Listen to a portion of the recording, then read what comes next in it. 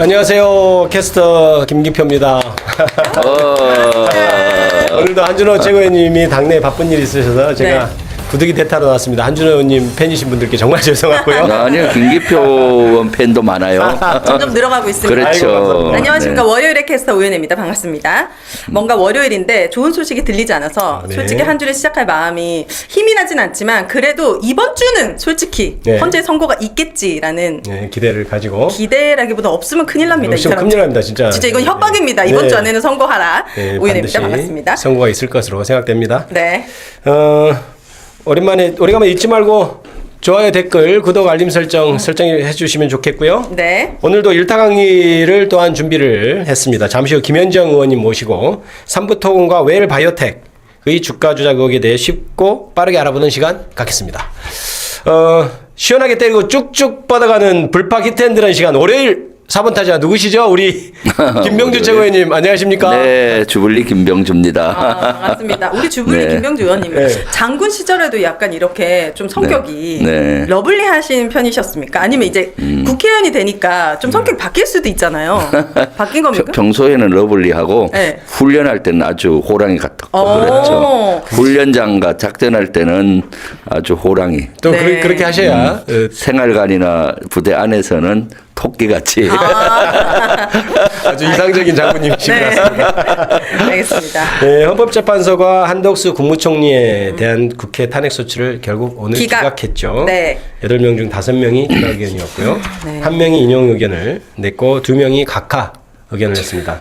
각 기각 의견을 낸 5명 중 4명은 한 총리가 국회에 선출된 조원창, 정계석, 마은혁 재판관 후보자 임명을 보류한 것이 헌법과 법률에 위반된다고 하면서 파면을 정당화하는 사유는 안 된다 이렇게 판시를 했습니다. 어떻게 보셨나요?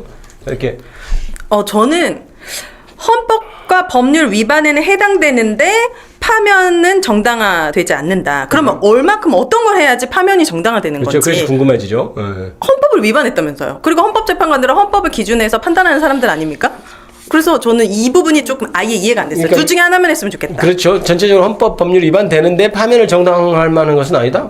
그럼 헌법을 계속 어겨도 그럼 어떤 이유가 파면을 정당화할 수 있는 사유가 될 수 있는지 그게 너무 궁금하더라고요. 그렇죠. 사실 오늘 결정에 대해서는 대단히 유감스럽죠. 그렇죠. 왜냐하면은 헌법에 위반됐으면은 위반된 거잖아요. 우리 국민들은 사실 사소한 법률 위반을 해도 처벌을 받거나 범칙금을 내거나 하는데 헌법에 위반됐으면은 당연히 파면으로 가야 되는데 이렇게 기각 뭐 인용 각하 막 섞여서 나왔잖아요. 그래서 대단히 유감스럽지만은 뭐 어떡하겠습니까? 현재는 헌재의 그 재판이니까 존중해야 된다는 생각은 하고 있고요.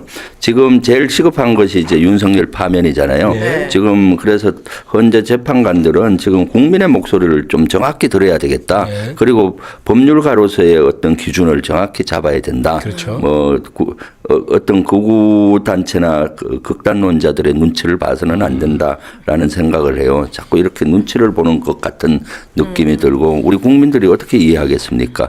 법률은 사실은 우리는 법치국가인데 만인에 의해서 평등한 거잖아요. 지고하를 막론하고. 근데 지금 느끼는 것은 거물로 비교하면 장고기들은 다 거물이 잡는데 진짜 큰 고기들은 다 빠져나가게 만드는 거물을 갖고 있는 것 같지. 그러면 법치주의가 무너지잖아요. 우리가 의문을 갖고 있는 것이 지금 굉장히 많고 질문과 답을 통해서 들어볼 생각입니다만은 우선 그러면 그 다음에 듣기로 하고 VCR부터 한번 보면 어떨까요? 판결한 내용을 좀 듣고 가보도록 하겠습니다. 비청구인이 비상계엄 선포에 절차적 정당성을 부여하기 위하여 국무회의 소집을 건의하는 등의 적극적 행위를 하였거나 국회에 비상계엄 해제 요구 결의안 가결 이후 국무회의 소집을 건의하지 않았다는 등의 소추 관련 사실을 인정할 만한 증거나 객관적 자료는 찾을 수 없습니다. 따라서 비청구인이 헌법 7조, 86조, 국가공무원법 56조 등을 위반하였다고 볼 수 없습니다.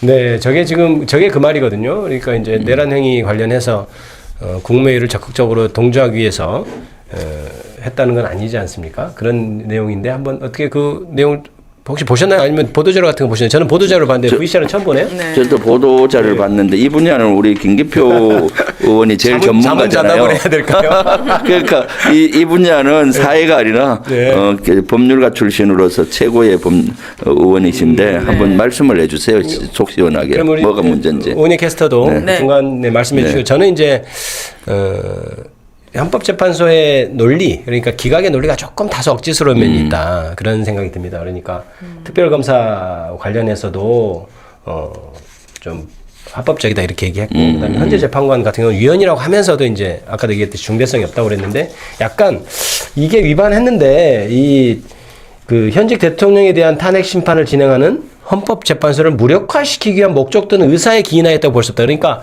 잘못했는데 파면시키지 않기 위해서 억지로 좀 찾아낸 이유를 찾아낸 느낌이라고 저는 봤죠. 그러면 이제 그게 왜 그랬을까를 생각해 보면 조금 그 먼 데에서 있는 것 같아요. 그러니까 지금 윤석열 대통령에 대해서 결과가 늦어지고 있잖아요. 일반적인 예측보다 늦어졌는데 그 이유가 윤석열 대통령 것만 결정하는 게 아니고 한덕수 총리까지 같이 묶어서 결정을 하는 것으로 서로 타협이 되지 않았을까 내부에서.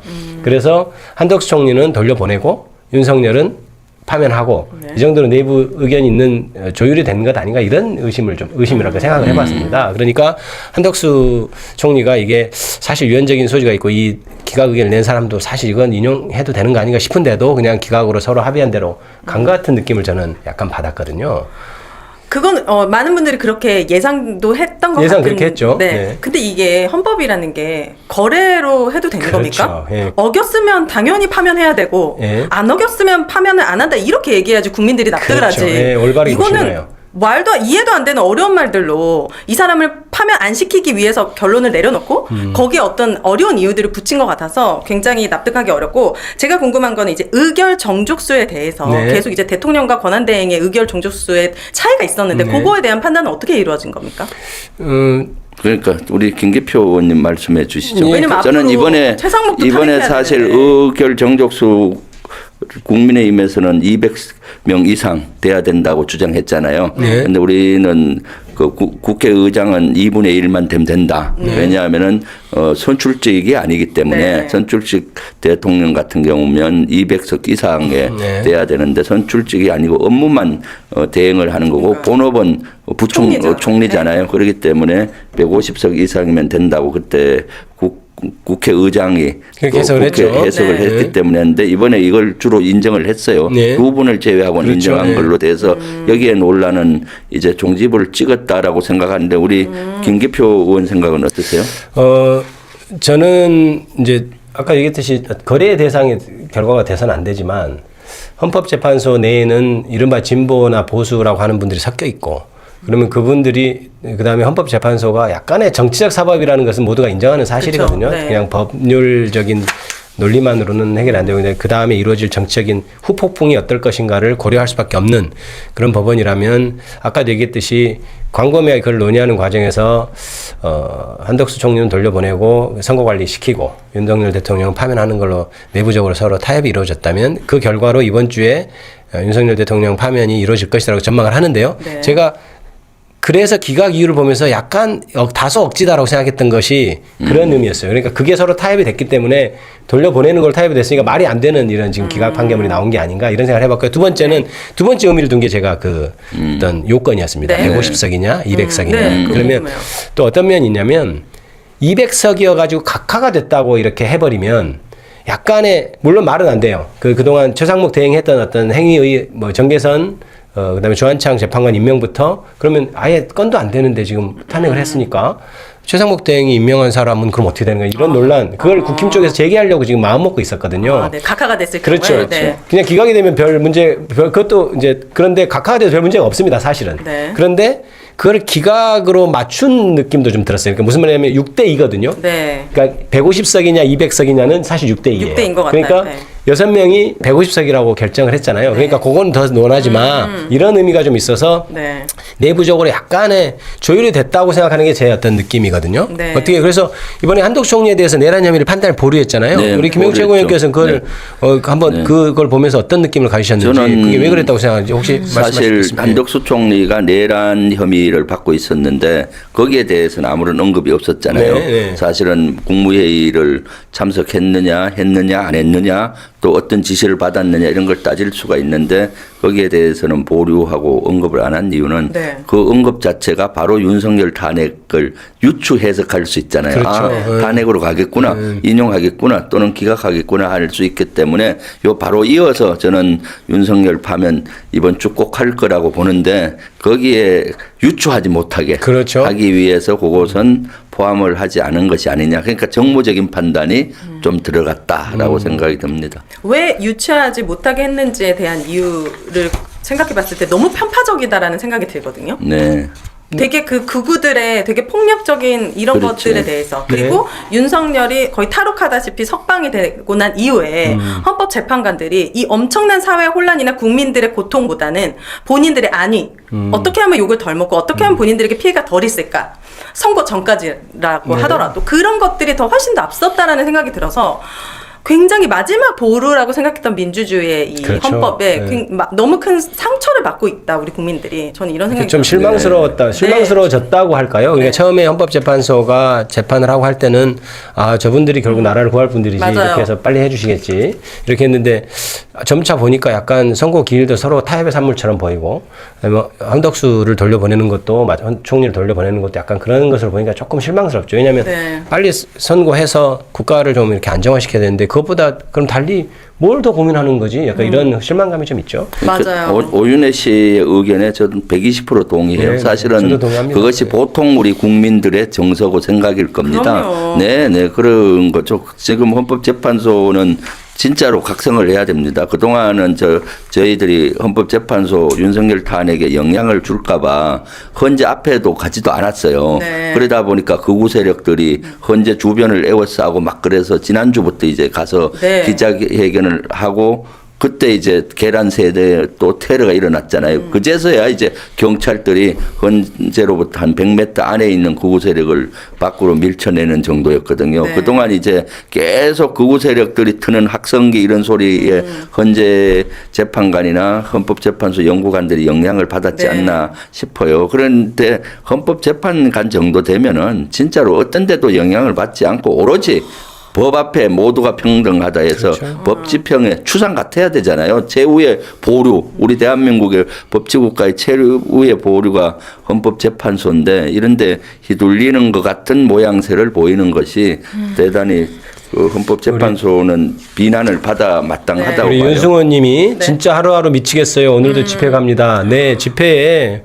와 주시는 것이 또 헌재 맞아요. 재판을 좀 빨리 하는데 큰 힘이 될 거고요. 그래서 민주당 의원들이 헌법재판소 가서 기자회견도 하고 네. 1인 시위도 하고 이렇게 했는데 그 부분도 많이 크게 참작이 될 것 같고요. 예, 다들 헌법재판관들을 좀 이렇게 압박한다는 표현 그렇지만 이제 당신들 이렇게 빨리 해야 됩니다. 이렇게 인식하게 할 수 있을 것 같습니다. 그러니까 네. 지금 국민들의 스트레스가 이만저만이 아니에요. 진짜 만나는 제가 며칠 전에는 전남 담양하고 또 거제도 그쪽 보궐선거가 있어서 갔더니 만나신 분마다 여기에 네. 분통을 터뜨려요. 헌재가 왜 아직도 결론을 못 내렸냐. 밤잠을 못 주무신다라고 예. 하소연을 하고 저도 2, 3일 전부터는 하도 스트레스 받으니까 배탈까지 나갖고 죽겠어요. 근데 여러 가지 얘기가 좀 길게 하면 좋은데 시간상 길게 해줄 수는 없지만 이번 주 안에는 아마 선고가 될 거고요. 그거는 크게 걱정 안 하셔도 될 거다 이렇게 말씀드리되 다만 우리가 할 역할은 최선을 다해서 해야 되고 네. 민주당 의원들은 또 걷고 네. 헌법재판소 앞에 가고 또 하고 우리 국민 여러분께서는 시간 되실 때 집회에 네. 많이 참석해 주시면 좋을 것 같아요. 그리고 불팍 열심히 보시고 그렇죠. 좋아요 댓글도 달아주시고 지금 불팍 한지 오래됐는데 구독자가 얼마 좀 많이 안 는 것 같아요. 네, 여러분들 구독, 좋아요 잊지 마시고 댓글. 빛의 좋아요. 혁명님은 네. 퇴근 후 집회 고고싱. 예. 네, 너무 감사합니다. 지금 이재명 TV하고 주블리 김병주 유튜브 3개 채널이 동시 송출되니까 아, 그렇군요. 아. 세 군데 다 그 구독, 좋아요 좀 눌러주시고요. 이것이 윤석열 파면을 위한 우리 여론 전쟁에서 승리하는 길이라고 봅니다. 그런데 저 이제 재밌는 얘기가 있어요. 지난주 금요일에 보셨는지 우리 국민의힘 권성동 원내대표실에서 이재명 망언집을 공개했는데요. 그동안 이재명 대표와 민주당을 열심히 부르셨더니 그 전에 그 국회에서도 계속 민주당 그렇죠. 뭐 하는 거 보니까 너무 웃기던데 이번엔 책자로 아주 정성스럽게 이재명 대표 138개 발언을 10가지 항목으로 분류해서 모아놨더라고요. 네. 네. 망언집 내용을 보니까 이 권성동 원내대표가 지금 민주당원인가 약간 이렇게 의심이 될 정도로 이재명 대표를 되게 사모하고 있지 않은 이상 이렇게 선별해서 망언도 되게 선별해서 올렸는데 저기도 보면 이재명만 보이죠? 네. 그렇습니다. 아무리 비싸고 더러운 평화도 이긴 전쟁보다는 낫다. 이게 어떻게 또 망언인지도 모르겠고 경제 관련해서도 굉장히 많은데 또 하나 일본이 넘어서는 안 될 선을 넘었다. 핵 오염수 방류는 태평양 연안 국가에 대한 전쟁을 선포한 거. 저게 왜 망언이죠? 이건 정말 너무너무 가슴 깊이 모두가 생각하고 있던 말들. 아니 나 일본 사람이다 이 말인가요 지금? 이게 망언이라고 생각한다면. 그러니까 일본에서 할 말을 일본에서 반박할 말을 권성동 의원이 반박하고 있는 셈이네요. 그러니까 권성동이가 봤을 때 저거는 망언으로 본다는 거죠. 그렇죠. 그러니까요. 진짜 정치 지도자로서 제대로 된 얘기를 한 것인데 그래서 권성동 의원의 머릿속은 4, 50년 전 전두환 시대 그 사고 방식 이 있지 않나 싶어요. 그런 관점에서 보고 아주 후퇴돼 있던가 아니면은 이재명 대표를 사모해서 꼭 대통령 만들기 위해서 저렇게 책도 만들어서. 근데 내용들이 망언집이 진짜 이재명 백서라고 해도 될 만큼 오히려 이재명 대표를 도와주고 있다라는 생각밖에 안 드는 게 또 카톡이 가짜뉴스의 성역입니까? 가짜뉴스는 민주주의의 적입니다. 무슨 수를 쓰더라도 반드시 뿌리 뽑아야 합니다. 이 가짜뉴스에 기생하고 가짜뉴스에 기대서 이 나라의 질서를 어지럽히는 행위에 대해서는 우리 민주당의 역량을 총동원해서 엄중하게 책임을 묻고 반드시 이 사회에서 퇴치하도록 하겠습니다. 아니 근데 저게 왜 망언이라는 거죠? 저기서 틀린 말이 뭐가 있는데요? 이게 아무래도 가짜 뉴스를 보니까 당 내부에서도 많이 퍼뜨리는 게 들켰다 보니까 찔려가지고 이거 여기에다가 망언집에다 넣었는지 모르겠지만 놔두고 하면서 얘기했는데 사실은 그냥 완전히 헛발 짚은 거네요, 그죠? 망언집의 내용 하나 제가 이재명 망언집 프린트를 해서 오늘 다 읽어봤어요. 뉴스뿐만 아니라 요 한 130여 개 되던데 그리고 보기 좋게 아주 그 명언처럼 이렇게 딱 해놔서 제가 쭉 보니까 그동안은 그 이재명 대표께서 말한 한 문장만 딱 따서 비판을 했잖아요. 근데 요건 하나의 그 전후를 그래도 조금 더 연결시켜 놓으니까 그 한 문장을 전체 프로 이해할 수가 있어요. 오히려 이해하기 더 좋게. 그러니까 이해를 하니까 그것이 망언이 아니었고 명언이구나 이렇게 보는 사람이 이해했어요. 예를 너무나 친절하게 다 설명해 주니까. 뭐 그 한 문장만 따서 딱 얘기를 한 것이 아니라 빌드업을 딱 시켜줬거든요. 네네네. 그래서 지금 국힘 지지자들이 이재명 지지자냐 당장 삭제해 망언집 내놨다가 지금 역풍이다. 엑스맨 같습니다. 댓글 국힘 지지자들의 반응까지. 이재명 대통령 만들어 주려고 하는 거냐? 권성동은 어둠의 민주당원이냐? 당장 삭제하라. 네, 그런 말 나오게 생겼습니다 보니까. 저는 개몽되었습니다. 그렇게 나오는 게 어떤가요? 국힘에 출간한 이재명 명언집을 보고 개몽되었다. 그렇죠. 그 이재명에 대해서 저 말은 이해 진짜로 잘 표현된 것 같네. 이재명에 대해서 한 문장 한 단어만 따갖고 악마했는데 전체 문장을 보니까 이거 아니라 그야말로 명언이구나. 이분이야말로 훌륭한 지도자라고 생각하게 예몽이 되었다. 진짜 망언집은 저는 윤석열이 그동안 했었던 말들을 다 모아가지고 책이 싫잖아요. 근데 그 사람이 했던 말과 행동에 완벽하게 반대되는 것들이 많거든요. 그거 자체가 망언집입니다. 오직 서민과 국민만 보고 가겠습니다. 저는 인원이란 말을 하지 않습니다. 이런 것도 괜찮네요. 엄청 많아요. 그거 좋은 아이디어네. 제대로 망언집이 뭔지를 보여줄 수 있는 건 윤석열만 가능하다. 우리 오인혜 씨 아이디어 너무 그거 너무 좋은 아이디어다. 그거 엄청 많아요. 대선 때부터 했던 얘기들 있잖아요. 무슨 뭘 거부하는 자가 특검을 거부하는 자가 범인이다부터 시작해가지고. 일단 공정과 상식부터가 지금 아예 거짓말이잖아요. 우리 장모는 1원 한 장 손해 받은 거 본 것도 없고, 뭐 부인은 구약 성경 다 외우고. 해봐요, 진짜 만들어 보세요. 외국 나가서도 망언을 많이 했잖아요. UAE 가서 파병 부대 가서 UAE에 저건 이란이다 해갖고 이란으로부터 얼마나 우리가 비난을 받고 돈 여러 가지 그때 공경에 많이 처해졌었잖아요. 그거 한번 꼭 만들어야 되겠네요. 또 다른 것도 있나요? 어떻게 망한 집이? 저는 이거 사실은 벼락치기로 좀 읽어봤습니다. 아침에 이렇게 뉴스 보면서 몇 가지. 저기 또 하나 더 소개해 주실까요? 뭐가 하나 나오네요. 자, 외국인 혐오 주장으로 득표하는 극우 포퓰리즘은 나라와 국민이 유해하다. 나라와 국민에 유해하다. 나치의 말로를 보시라. 혐오와 증오를 부추기고 갈등과 분열을 조장하는 것은 구태 여의도 정치다. 이게 왜 망언이죠? 저게 망언인가요? 저거는 정말 맞는 말이고 우리가 이렇게 자꾸 극우 포퓰리즘에서 갈등을 조장하잖아요. 그게 나라를 잘못하면 망하게 할 수도 있는 일인데 그거를 정확히 지적한 것이 왜 망언이라고 하는지 그러니까요. 모르겠어요. 이 망언 때문에 개몽되는 이제 국힘 지지자들이 되게 많아질 것 같습니다. 네, 그렇죠. 친절하게 책으로 만들어주신 권성동 원내대표님 정말 감사하고요. 저도 보니까 망언이라고 해서 뭐하는데 정말 이렇게 구구절절이 옳은 표현들이 지금 많이 있어서 이런 거죠. 창의와 자율이 핵심인 첨단 과학기술 시대에 장시간의 억지노동은 어울리지 않는다. 첨단 기술 사회로 가려면 노동시간을 줄이고 주 4일제를 거쳐 주 4일 근무권으로 나와야 돼. 이게 맞는 말이죠. 왜 망언인가요? 지금 AI도 동원되고 발전하고 로봇 산업도 육성되는데 사람들이 그걸 이용해서 이제 노동시간을 줄이고 그다음에 자기 여가 시간도 활용하고 이게 어떻게 보면 시대의 흐름인데요. 그때 윤석열 씨가 노동 시간을 160시간으로 하자고 그렇죠. 선거 기간에 그랬죠. 네. 그러니 그거에 비하면 망언이죠. 쉬지 않고 일해야 되는데 주 4일로 줄여야 된다라고 생각하니까 망언이겠죠. 노동자들은 쉴 새 없이 일해야 된다고 생각하는 사람은 망언이겠네요. 진짜. 그리고 이 망언집을 제가 쭉 프린트해서 읽어보면서 문제점이 그 이재명 대표께서 성남시장 할 때 얘기도 나오고 근데 그 배경이나 이런 것들이 전혀 안 나오고 요것도 좀 일부만 나오다 보니까 사실 편집 자체도 문제가 많아요. 사실 이렇게 해서 악마를 하려고 했는데 그래도 악마가 안 되는 거죠. 본인들이 악마하려고 하는 문장이 보니까 보통 사람의 눈으로 보면은 그것이 명언인 것이죠. 저는 오히려 그렇게 아마 아이디어 회의를 했을 거예요. 이재명 대표가 말한 거를 모아가지고 악마하면 어떠냐. 근데 이제 그렇게 하고 미션을 줬는데 보니까 모으다 보니까 별게 없으니까 지금 이제 뭐 유리한지 불리한지 모르고 다 모아놓은 그런 느낌도 있습니다. 그리고 제가 좀 주말 동안 불안했던 거는 그 대형 산불이 너무 오랫동안 지속되면서도 4분이나 목숨을 잃으셨잖아요. 안 그래도 나라가 어지러운데 이런 비극까지 있으니까 굉장히 힘들었거든요.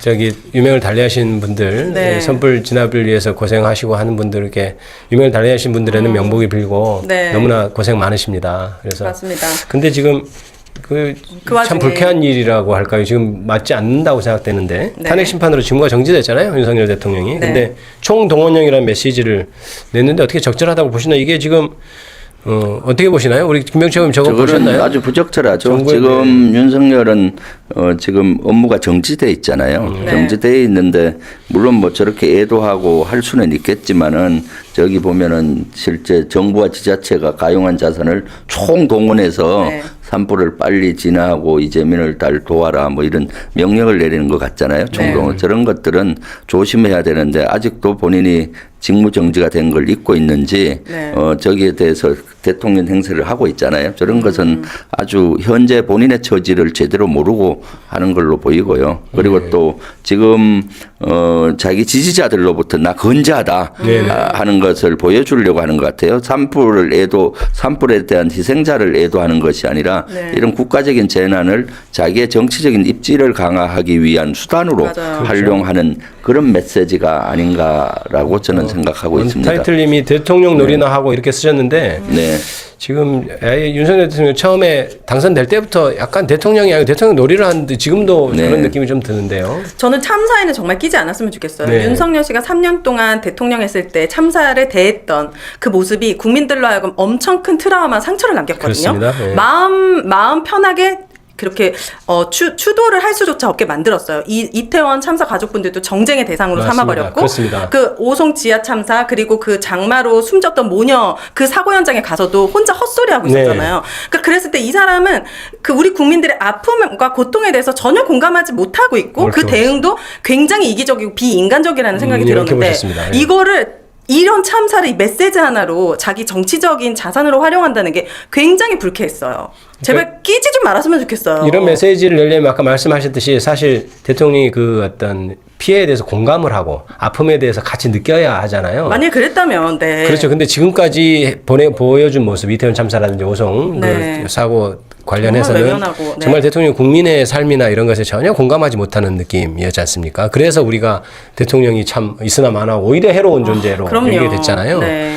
그래서 이게 이제 산불 진화도 그렇고 개헌과 내란 사태가 마무리되지 않고 이제 국정 운영이 이제 상식적으로 돌아가지 못해 서민들이 굉장히 고통을 지금 그럼요. 받고 있잖아요. 네, 결론도 안 나지만 대통령이 지금 없는 증거 정지된 상태에서 고통이 큰데요. 네, 이 불확실성 때문에 지금 네. 1,470원의 환율까지 치솟아서 그렇죠. 중소기업분들은 당장 지금 보니까 컨테이너에 실었는데도 이 관세에서 예외가 될 수 없다라는 거를 알게 그러니까, 돼서 네. 손실을 볼 수밖에 없고 네. 엄청나게 많은 지금 나라의 피해가 지금 있다고 생각하거든요. 그렇죠. 그 이현희 의원에 따르면은 윤석열의 비상계엄으로 나라의 경제적인 손실이 최소로 잡아도 150조 원이다. 계엄 후 2달 사이에 자영업자 20만 명이 폐업했다라는 그 통계를 이현희 의원이 얘기를 했었거든요. 그러니까 지금 비상계엄 이후에 온통 경제가 무너지고 있고 민생이 무너지고 있고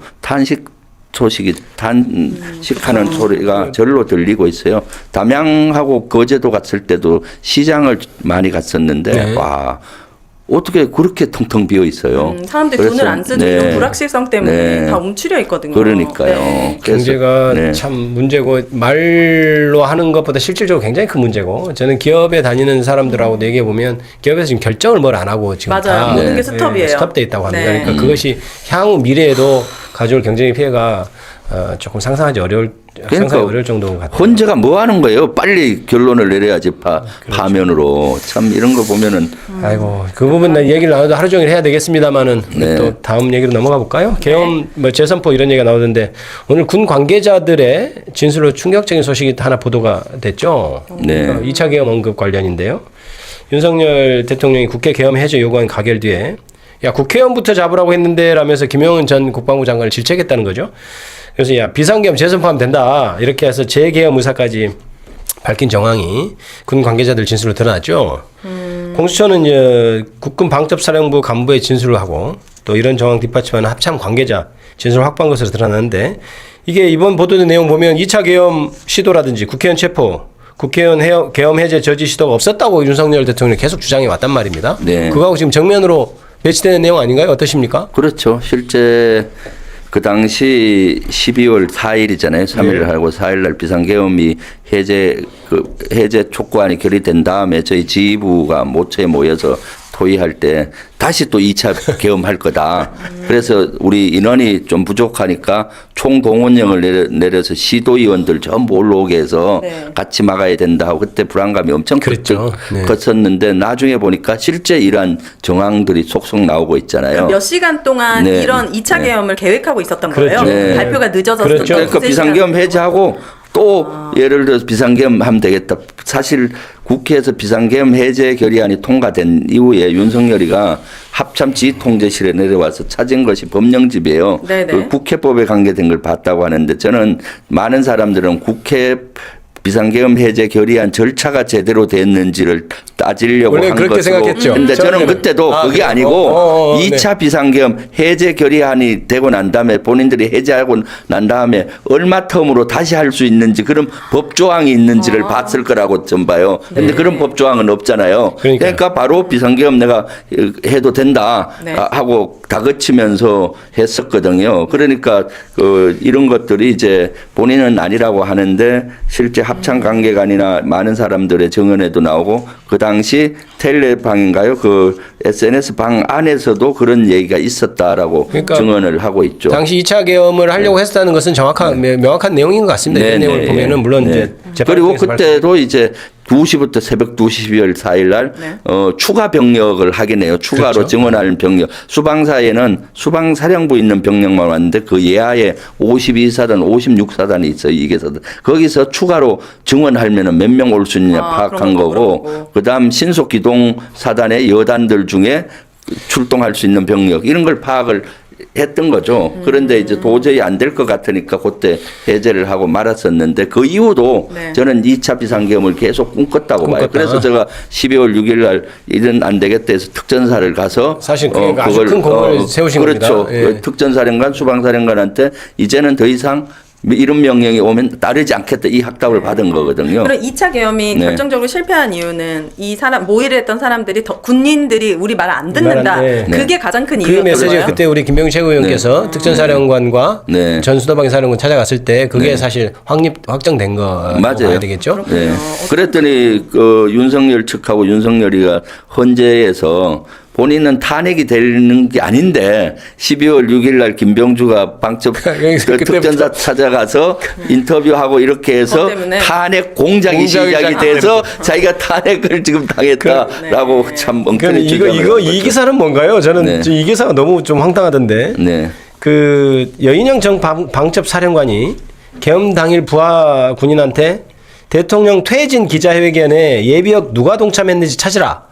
그 지시한 내용이 경향신문 단독으로 보도됐어요. 네, 이것이 12월 3일 날 비상계엄이 있었잖아요. 네. 오전에 저와 그 한 14명의 예비역 14명? 장성들이 네. 기자회견을 했어요.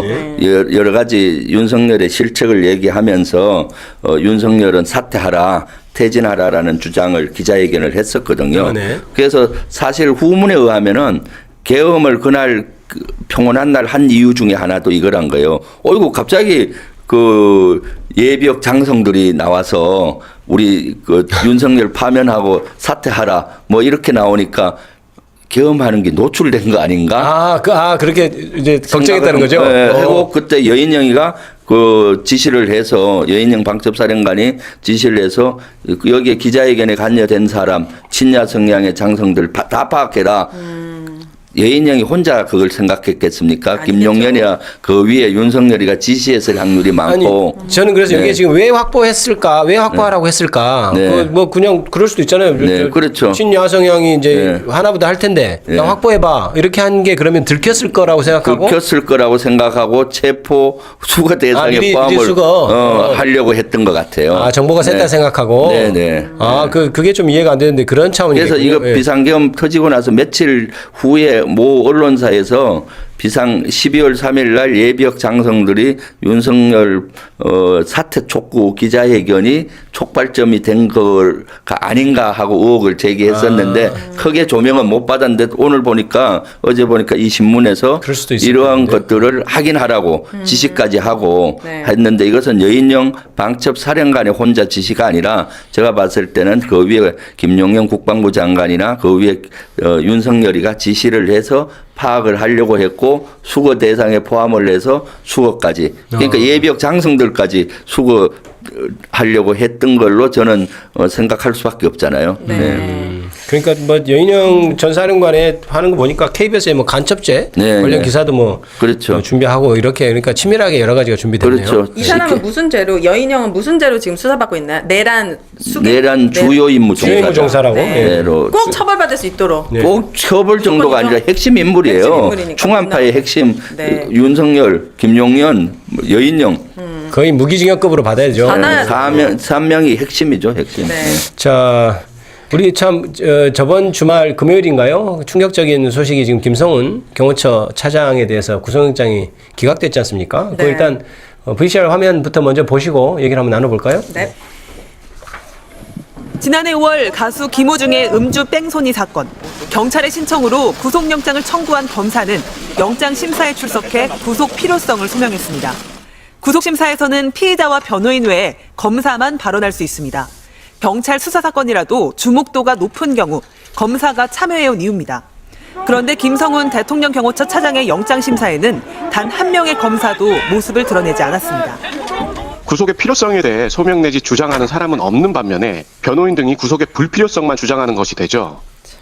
앞서 서울 서부지검은 경찰의 영장을 3차례 반려한 뒤 서울고검 영장심의위가 경찰 손을 들어주자 마지못해 구속영장을 청구했습니다.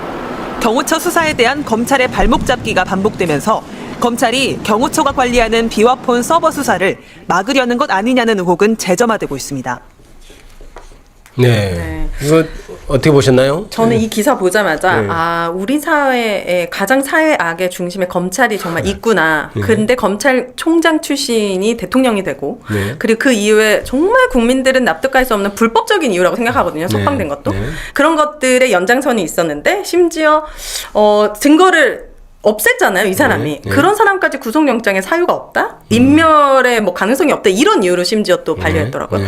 되게 검찰을 해체를 하는 것 말고는 답이 없겠다라고 느꼈습니다. 네. 저는 검찰총장도 내란에 아주 깊게 관여가 돼 있다. 사실 김성훈이가 구속돼서 들어가면은 본인의 죄가 노출이 될 확률이 있잖아요. 비하폰을 받았고 또 그 검찰도 일부는 아마 출동을 했었고 여러 가지 정황 증거들이 하기 때문에 자기 일신의 보호와 윤석열과 또 한 몸이잖아요. 그러다 보니까 그걸 보호하기 위해서 끝까지 이렇게 하고 있는데 저는 이해가 안 가는 것이 구속영장 심의할 때 왜 검사가 안 따라가죠? 이게 일상적인가요? 우리 김계표 의원님 좀 얘기 좀 해주세요. 저는 그렇게 생각 안 하는데 당연히 가서 그 구속이 필요하다고 검사는 얘기해야 되잖아요, 판사한테.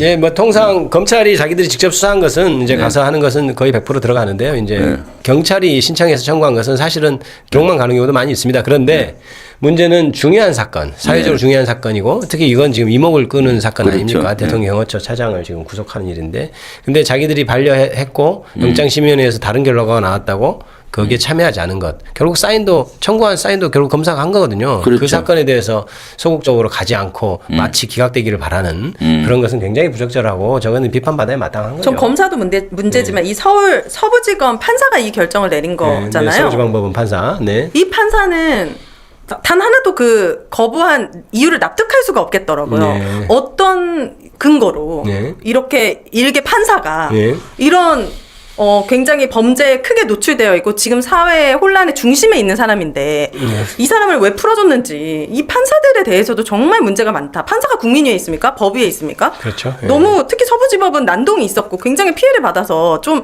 보수적이고 정확하게 판단하지 않을까라는 기대도 있었는데. 그렇죠. 그게 이제 내용만 봐서는 어떤 내용으로 왜 기각했는지 알 수 없게 두리뭉실하게 좀 쓴 면도 있고 그래서 그 부분은 나중에 좀 더 자세히 밝혀질 건데요.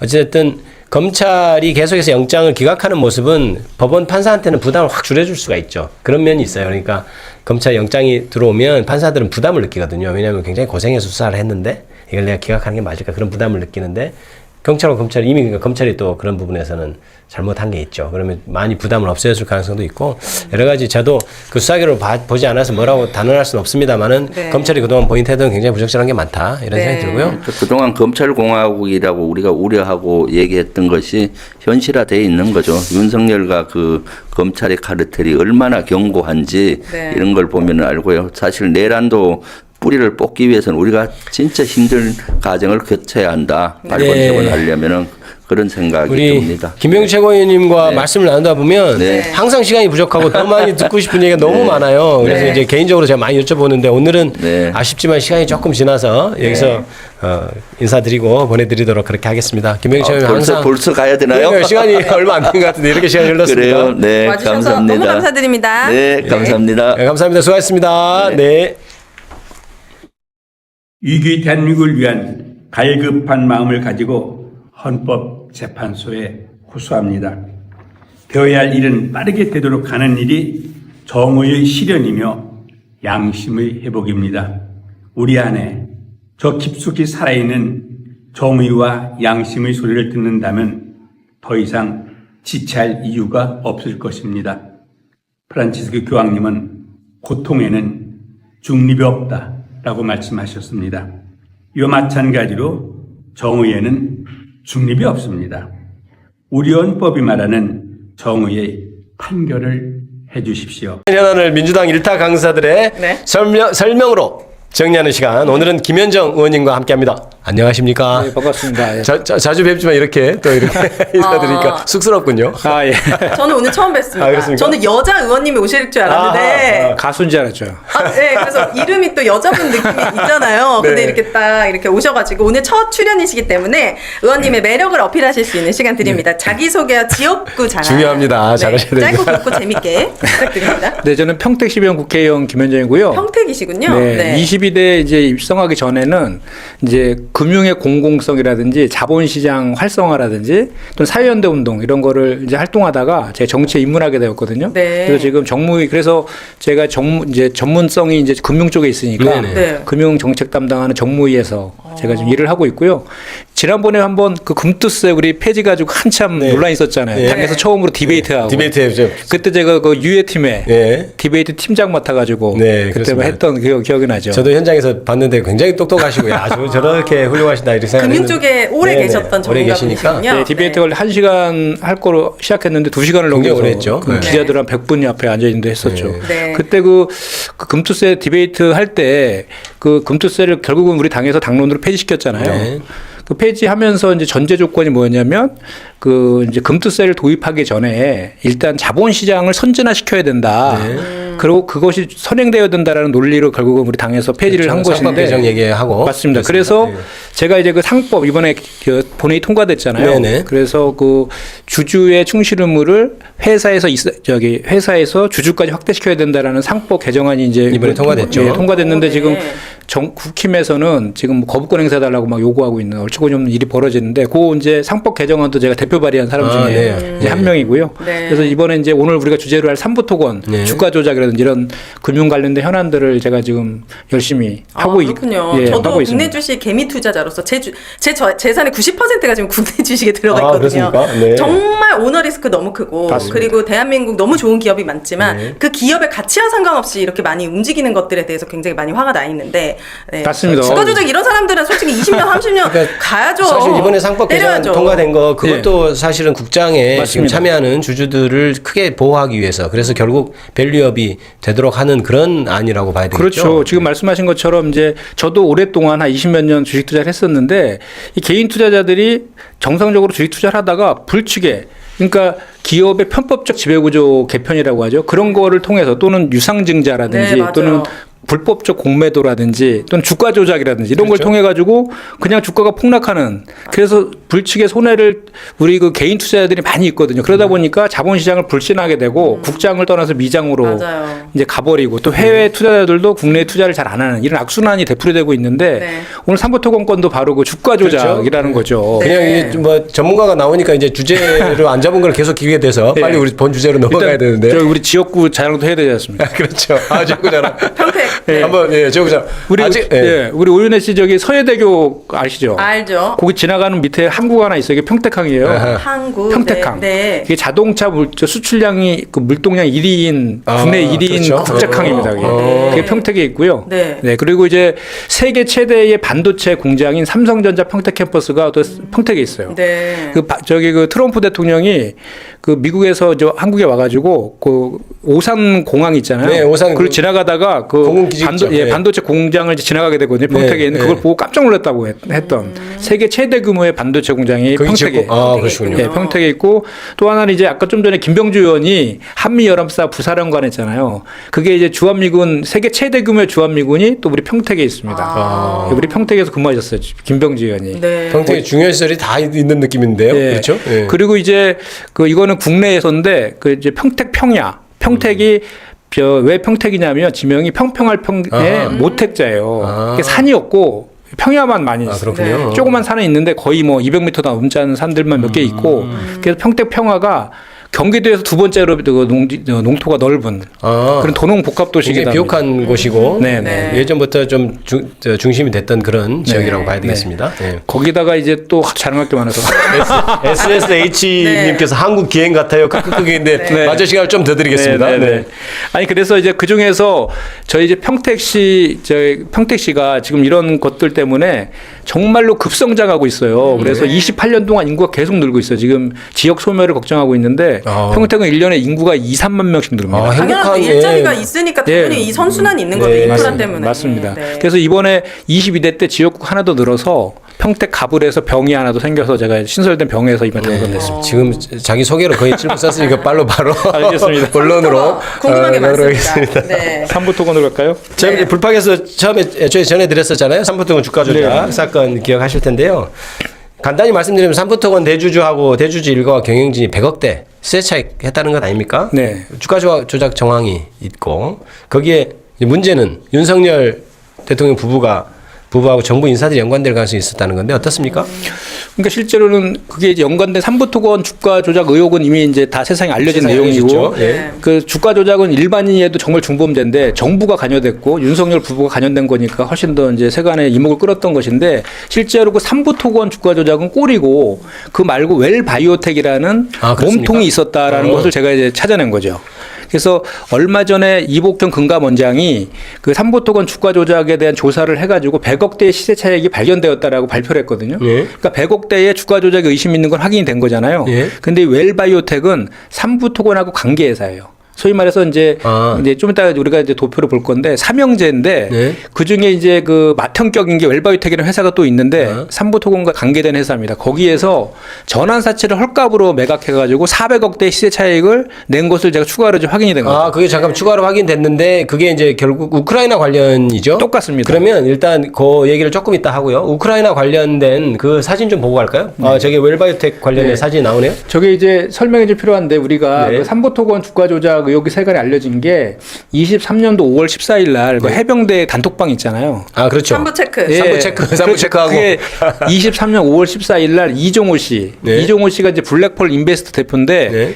그 도이치모터스 주가 조작의 공범이었잖아요. 네. 그렇죠. 그리고 김건희의 계좌 관리인. 계좌 관리인이고. 그렇기 때문에 이제 김건희랑 자연스럽게 연결이 된 건데 그게 삼부토건 연결이 되죠. 예, 네. 그렇죠. 그게 그 단톡방에서 5월 14일 날 3부 체크하고 한 다음부터 주가가 이제 급등하는데 저 이제 사진을 보면은 저게 5월 22일 날 사진이에요.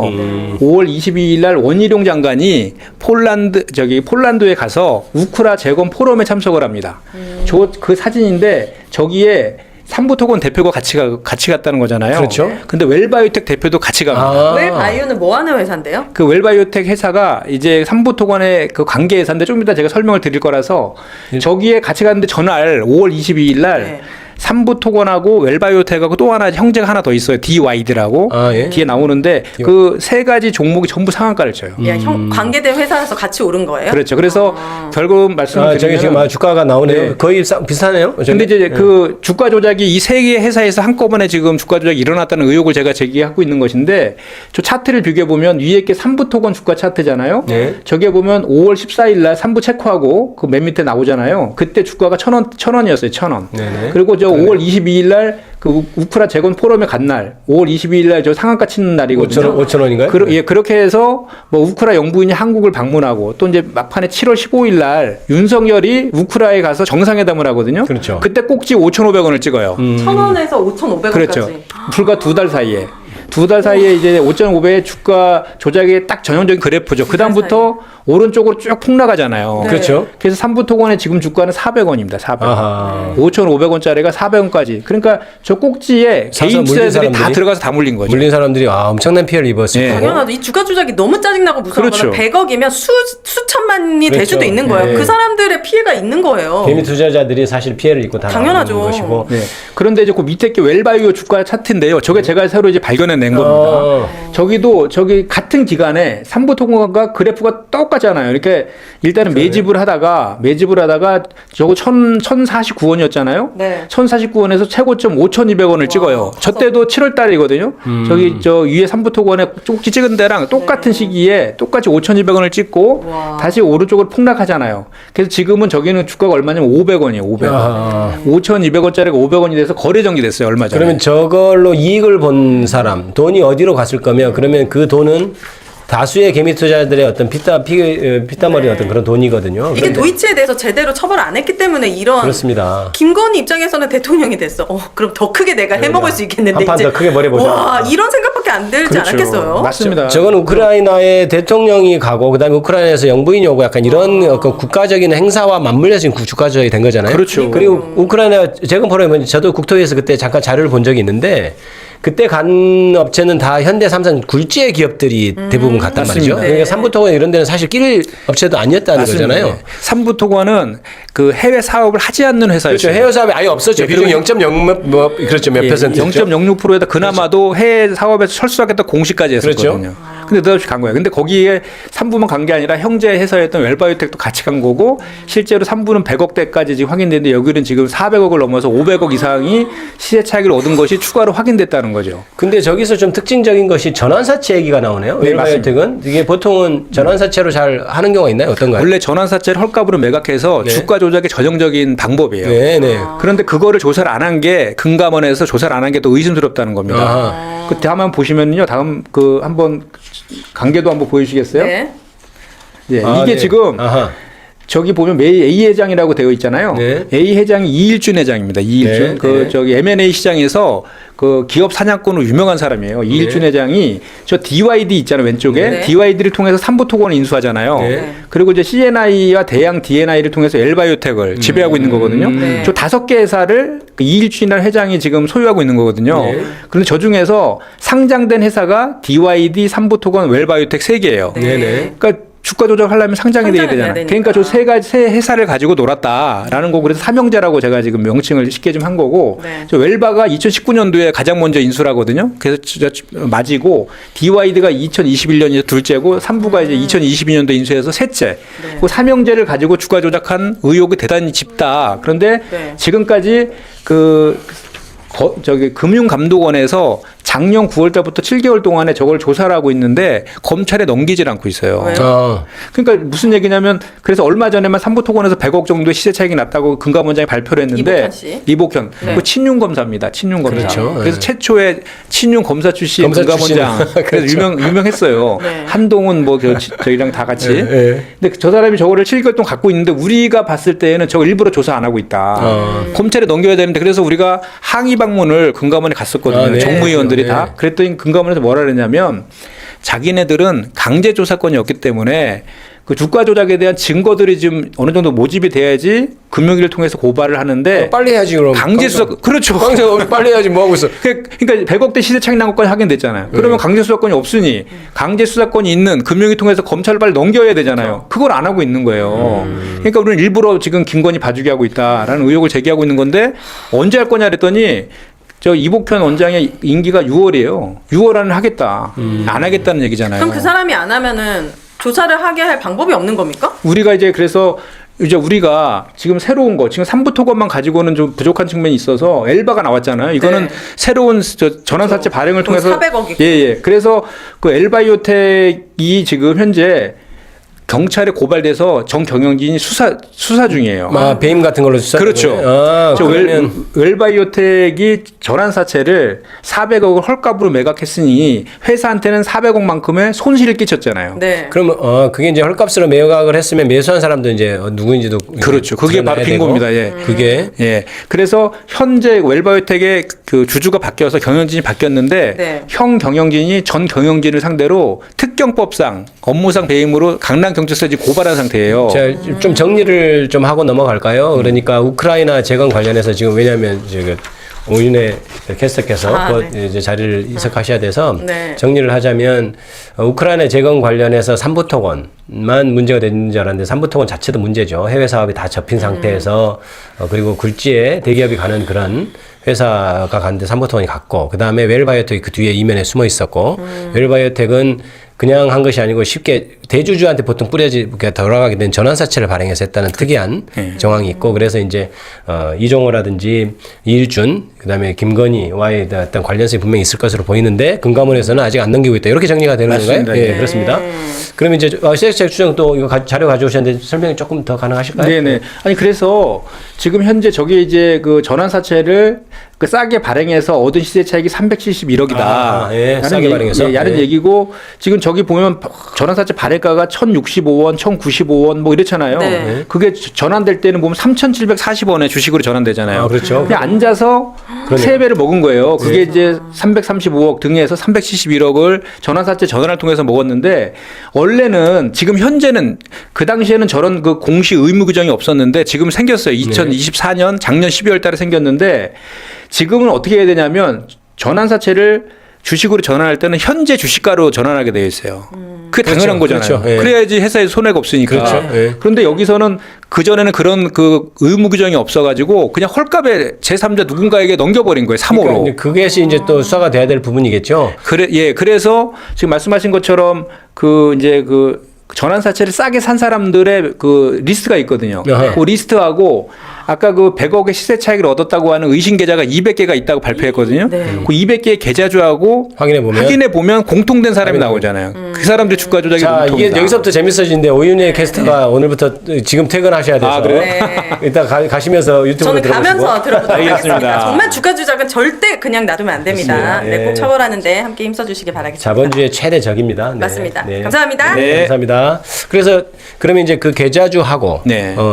여기 확인을 해보면은 이제 관련성이 드러날 때 이게 이제 김건희 여사하고 관련돼 있을 가능성이 높아 보이는 것으로 보이는데 어떤가요? 그게 이제 수사가 돼야 되겠죠. 당연히 해야 됩니다. 네, 그러니까 지금 그때 우리가 지난주에 정무위 현안 질의할 때 이복현 원장한테 이제 웰바위텍 관련된 거를 다 폭로하면서 설명해 주면서 빨리 고발해라라고 네. 내가 얘기를 했고 이제 우리 그 정무에 있는 민병덕 의원이 네. 김건희 조사했냐라고 물어보니까 김건희 조사 안 했다 아직 안 그랬거든요. 했다. 김건희랑 상관이 없다는 거예요. 상관이 있는지 없는지 어떻게 알아요? 그러니까 200개 계좌 중에는 김건희라는 이름이 없다는 거죠. 예를 들면 근데 아니, 누가 자기가 합니까? 그렇죠. 나 차명으로 하잖아요. 차명으로 하고 조사도 안 한 거지 사실은. 아니 이복현 금감원장은 맨날 특수수사했던 사람인데 그렇게 말하면 되겠어요, 그죠? 그러니까 더 의심스러운 더 거예요. 의심스럽네. 그 이복현이가 이 자본시장 범죄로 뜬 사람이잖아요. 그렇죠. 뜬 검사잖아요. 그렇죠. 그런데 그러니까 그래서 제가 이제 웰바를 설명하면서 여기에 있는 이거 웰바 조사했냐라고 물었더니 대답을 안 하더라고. 조사 중인 사건이라 얘기할 수 없대요.